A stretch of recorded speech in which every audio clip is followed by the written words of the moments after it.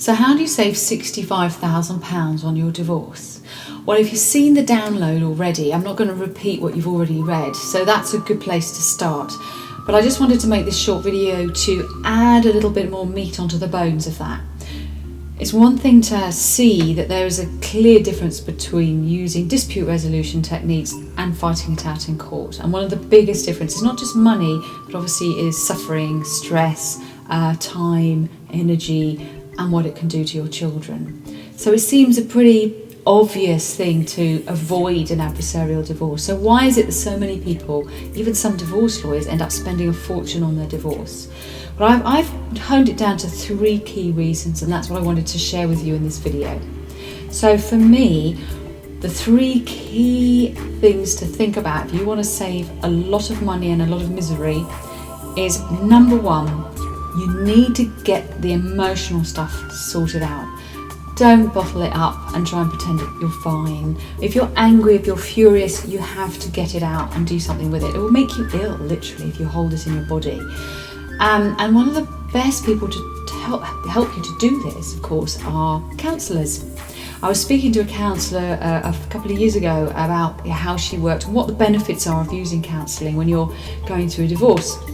And she said, right, you sit there, and she said, you don't know me, I don't know you, I have no investment in you, I don't know any of your friends, so you can rant and rage and let it all out. And she said, I'm trained as a counsellor to just sit here. And as long as you're not causing any physical harm to yourself or your counsellor, pretty much anything goes. So you can just let rip, let roar. And as she described that, I must admit, I thought, wow, we could all do with a bit of that.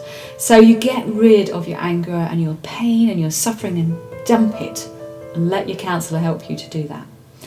That's stage 1, because you really can't do anything when you're holding all of that and putting on a brave face.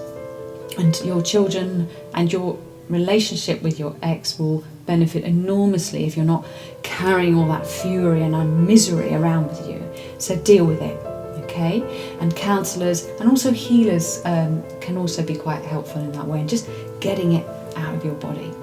The second key thing is, right, you're now in the space where you need to start working together, progressing the divorce. But what do you want from your life? You've just had it all smashed. All your future, your dreams have been destroyed. How do you know what your life could be? And how can you look forward without fear?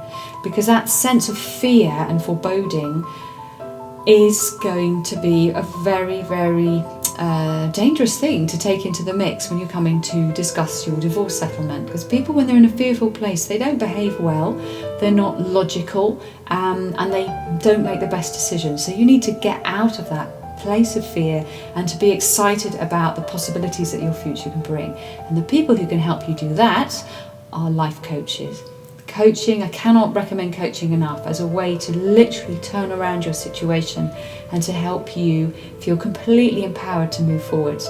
And many coaches also have other skill sets they can bring in, like NLP, hypnotherapy, EFT tapping, all kinds of wonderful tools that you can access from them. And with these tools, and there's healing also, like theta healing, lots of very powerful ways to help you reset yourself, if you like, download some new good stuff to help you face the future with a lot more confidence. And that when you are triggered by your ex, if you're in situations where you feel overwhelmed, you can learn ways of how to turn that around for yourself. And the coaches can be incredibly useful for doing that. So I really do recommend that you access coaching. Both with the counselling and the coaching, you can talk to some fantastic experts that I have on the Alternative Divorce Directory, and they all offer to some degree or another at the very least no obligation conversations. Some of them offer whole sessions that you can have a sort of discovery session. So no excuse. It's not. There's nothing to stop you investigating and finding out more about those possibilities. And then number 3, to stop yourself wasting thousands and thousands on your divorce, is take control of the financial situation. Don't be, I don't understand numbers, rubbish. No, you don't need to, because you work with an expert who does.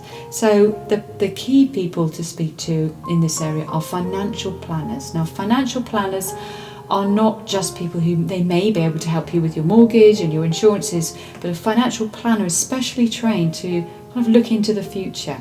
So when you've got an idea of what you want or what you want to create, they can match the numbers to that vision, and they can find strategies and ways to make things that sitting at home on your own you might think were impossible, but actually they're not.